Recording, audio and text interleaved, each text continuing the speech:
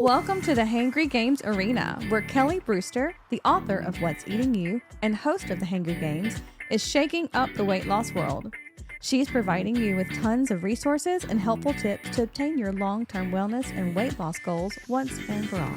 The Hangry Games is recorded and produced at Open Space Studios.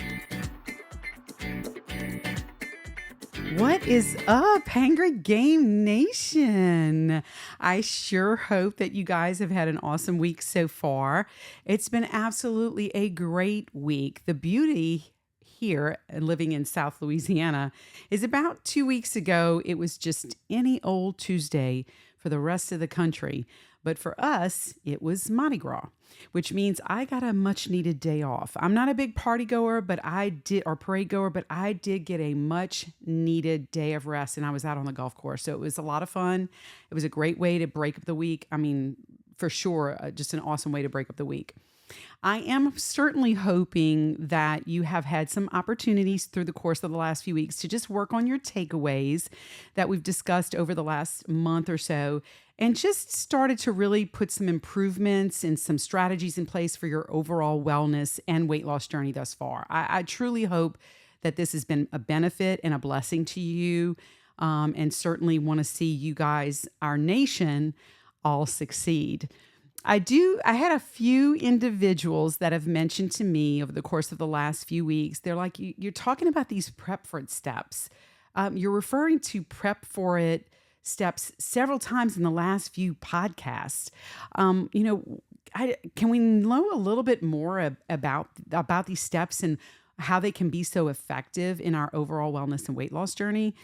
So I thought today was a perfect opportunity just to discuss why the Prep for It steps were developed, what is the specific acronym and what does it stand for, and a basic overview of each of these steps in the Prep for It process. So, and I'm going to kind of talk a little bit about some things that you have already heard a little bit about. We're not going to delve into too much, but a little bit. Through all of the emotional ups and downs that I experienced, the very many gains and losses through my own journey, to the point I started feeling like the stock market, the bull market, you know what I'm saying? Like the gain, but not necessarily in a good way. I began to realize that I was an emotional eater. In other words, I responded to extremely impactful emotional situations in my life by comfort eating. As I've discussed in the first podcast, in essence, I may have started to eat for comfort based on the current emotion at that time was grieving the loss of my brother. But eventually, my body became attuned to this behavior, and I just reacted, I should say, similarly to any extreme emotion that I was experiencing. I released basically this vicious cycle in my wellness journey that allowed that emotional monster to just have carte blanche in my wellness walk. And through that process, remember, I'm the queen of analogies. Through that process, in the Prep for It steps, through that process, I basically, it affected my overall wellness and weight loss. So remember, I am the queen of analogies. We said that just a second ago. And in the prep step chapter of What's Eating You, I use the analogy of the boiling frog. And I know you've probably heard this before, but I'm going to maybe hopefully shed a little new light on this. I am an animal lover, people. I promise. I am not trying to be morbid or anything like that. But for the sake of this argument today, just bear with me, okay? So the frog, he sits so peacefully in the tepid pot of water. There's nothing to see here. Life is good. He's just floating around, loving life. And every now and then, just very slight changes, turning up the heat ever so slightly, and the water just gets a little warmer. But the frog, he's oblivious to the almost undetectable change of the water. He's really still comfortable, As this process ensues, the water literally can start to boil, and the frog at this point has become accustomed to the environment, so much so he is literally floating into his own demise. And I realize, I know it sounds very morbid, and I promise that's not what I'm trying to do today, but let's flip the narrative here, okay? You've gone through a very heated, difficult divorce. many ups and downs emotionally, and you may have had a few reactive food choices. And eventually that led to maybe fewer workouts than what you were previously doing. You may be not sleeping as well as you were before. And then, of course, you start feeling bad. So what do? You comfort eat again. And over time, you have experienced the same slow fade that led to this unintentional weight gain that you have, much like the frog's demise. Ongoing reactive or poor decisions lead to the development of bad habits. And before you know it, you're walking around in elastic waistbands, or better yet, okay, your yoga pants have now become part of your power suit. And y'all know what I'm talking about here. I know I'm preaching to the choir, but you know what I'm talking about. So going back to episode 1, you have to, and I mean absolutely have to, get to the point of resolve. We've talked about the aha moment per se, that nothing will get between you and the better version of yourself. For me, I realized when I was most successful with my wellness and weight loss journey when I was prepping my foods, when I was proactively planning, right? When I had that proactive plan in place, my eating plan, my behavior changes, and even my exercise regimens were on point. As I alluded to in the first podcast, it was after I stepped on that inconspicuous little scale at my boss's condo that I experienced that ultimate glass check moment. That moment when I realized enough is enough. So there's 2 moments that you have to get in for you really to develop a sustainable plan in your life. You have to have the aha moment, the like, okay, this is it. I can't take it anymore, right? And then there's the tipping point. And so the aha moment is something where you go, oh, that's what made me start doing this. Whereas the tipping point is when you go, okay, what the heck? We've got to get some kind of plan in place, right? You know, unbeknownst to me, I mean, basically when I came out of that bathroom after weighing myself and talked to my husband, basically just unloading years and years of the pent-up emotional swings that, unbeknownst to me, had caused me to become an emotional eater. I literally talked myself right into the Prep For It steps. I truly believe it was a God wink. I remember talking through all of the issues I had experienced over the last several years, and mentally going back to what had worked for me in the past. And the prep steps literally were created in that moment. Was there a lot of research and a lot of work, even more research, more work necessary to develop the formal steps, the step-by-step process for the Prep For It steps? Absolutely. Absolutely. But what I realized is by working through these steps, truly being honest with myself about each of these steps, it was going to create the best opportunity for me to achieve long-term wellness and weight loss.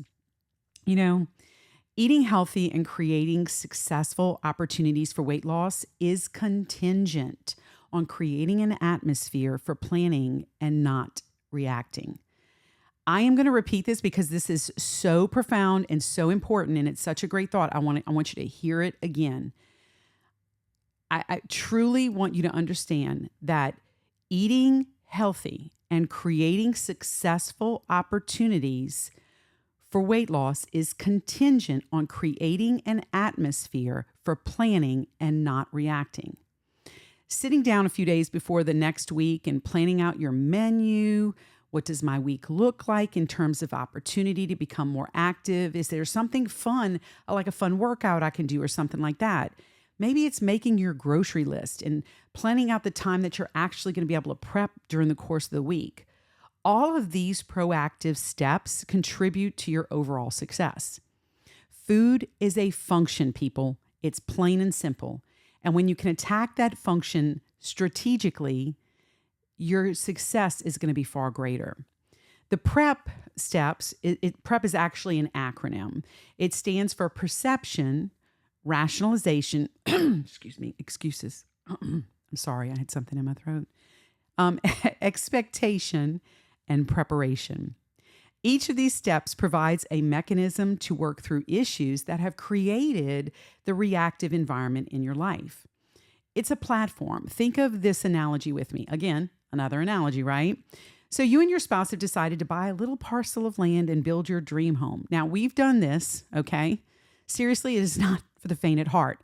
That's for a completely other day, but you bite off a lot. All right. So you're super excited. You're excited. You show up on a Saturday morning. You just start pulling strings because you've seen other people do it for your foundation. You don't have plans, no right angles, no measuring. You just start working on the foundation. How safe and secure? How successful will you be? Do you even have house plans? Have they been reviewed to ensure safety and that it can withstand extreme weather changes through the course of time? Do you even know how to hammer a nail, people? It is absolutely imperative that you have a much thought out plan. You have incorporated the right steps to ensure your success and safety, and that you get the right people on board to make the dream work. When most individuals realize that they want to improve their overall wellness and achieve weight loss, they'll usually do this little bit of research and then they jump into the deep end of the pool, realizing after the fact that they really don't even know how to swim yet. Or better yet, they do tons of research on the newest exercise fad. They save a lot of money. They finally get around to purchasing that item only to use it as an extension to the laundry room. So perception, that first step of the process, is how you see yourself in that proverbial mirror. Taking a few moments to really dissect the current version of yourself and what was working for you or is working for you and what has frankly flopped like a fish. You need to know what your perception is about your current weight gain, your eating habits, and even what others around you have seen and observed about your current lifestyle habits. Yes, those closest to you can offer a bird's eye view of the train wreck you have called life for the last few months. So take them up on it. Perception goes even further as you're planning your eating plan and prep program to how well do you know your way around the kitchen? Do you have Emerald on speed dial? Or do you start breaking out in hives by pulling a pot out of the pantry? I mean, really, what is your perception about your feelings as far as preparing meals and prepping your food? The second step in the process, which is rationalization, yes, I mentioned before, excuses, that's basically what it is it basically is understanding how you respond to certain triggers. If you experience a slight derailment, what's your response? What is your justification or your reason that we're going to give to ourselves and obviously anyone else that's listening as to why we made the reactive or bad food choice or changing in our lifestyle? So let me see if a few of these comments actually sound familiar. We're going to play a little game here, okay? Kelly, I am so busy. I hardly have time to go to the bathroom at work, much less make good food choices. I work 12 hours a day. I come home, I do laundry, I make dinner, I get the kids ready for bed. I do not have time for a workout. Oh, I forgot I prepped my meal, but I left it at home. I woke up late. So you know what? I'm just going to get Sonic with the girls and try to find the healthiest thing on their menu. Please. You know that doesn't exist. I mean, come on now. One more. Well, since I ate that flourless chocolate cake at the company dinner last night, oh, you know what? I'm just going to have to restart my diet on Monday. And the dinner was on Tuesday evening. Think about that. You see where I'm going here? It is so stinking easy to rationalize by working through these steps, putting positive mechanisms in place. You are identifying one of the emotional monster's MOs and you're shutting him off at the pass. And there are certainly we all have rationalization. We all have excuses. But again, by putting those positive mechanisms in place, you're definitely going to reduce the chance of it derailing you further.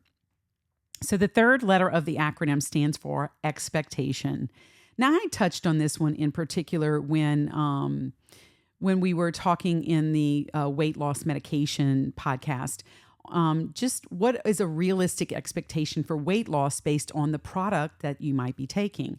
This is a huge step in the process, and it can be a very difficult one as well. You know, heck, most of us, we didn't get here overnight, okay? And it's going to take time to work our way back. So our expectations have to be real. I always use this analogy with my patients, and when I'm working on like, okay, let's put some realistic expectations together. If I drive from Louisiana to Florida and in Mississippi, I decide to turn around, where am I? Mississippi. Just because I made the decision to eat healthier, to incorporate better lifestyle and exercise changes doesn't mean it happens overnight. Let me say this here. Any eating plan or supplement, for that matter, that tells you you're going to lose 20 pounds in 7 days, likely you want to go to the fine print and you want to read up on it, because I guarantee you they're going to tell you that happens at about 1% of the population. It's just not realistic, folks. Setting false or even hard expectations can make achieving success very difficult. Don't set an expectation to work out with your neighbor down the street 4 times a week when you already know she will likely bail on you by week 3, because this is setting a false expectation that, if not met, has the potential to create the emotional trigger to just say, forget about it, and dive into a bowl of chips and salsa. You know what I'm saying? So really evaluate that expectation before you even put it in place. Make sure it is something that is realistic and it's even obtainable. So the last step of the acronym is, excuse the pun, the meat of the steps, and that's preparation. When you fail to prep, you will prep to fail. Now, I've changed that a little bit, but you get the gist. When you fail to prep, you will prep to fail. Prepare your meals, prepare for emotional triggers ahead of time, prepare your grocery list, prepare to glass check yourself, prepare to evaluate the prep week. For that matter, prepare to fail. What? I feel like it, right here is where I would want to insert that emoji of the minion that's saying, what? With that little crazy look on his face, Yes, I want to prepare for the slips, the trips, and the pitfalls so that you can minimize the damage, so that we're not sliding down this mountain back into a mound of M&Ms. And if just because this one little thing goes awry, So just keep that in mind when you're thinking about your preparation and how that goes. When developing these steps, there was a lot of preparation that went into this process to ensure that the readers had the best success for long-term wellness and weight loss. We went through recipe testing, test subjects, making recipes that were not only super healthy, but had amazing taste. Hours and hours of research to ensure that we were implementing the best tools to work through the process, and formulated a workbook that worked hand in hand with the What's Eating You book and the Prep For It steps. Even though the idea was birthed in that condo on the marina, that day, preparation provided the necessary steps to create success in the development of the Prep For It steps.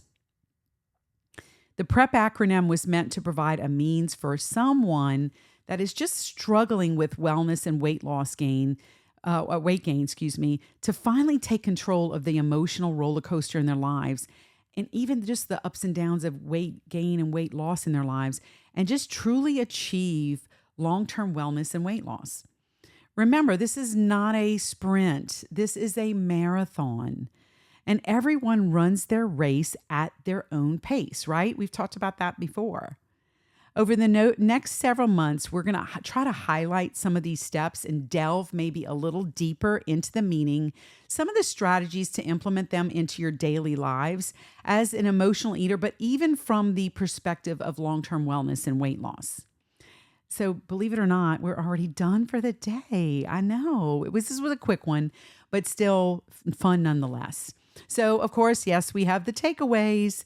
If you do have an opportunity during the course of this week, look through the steps. They are available on our website and in the workbook. And just go through them. See how you can utilize them in your day-to-day strategies to formulate a better plan for yourself.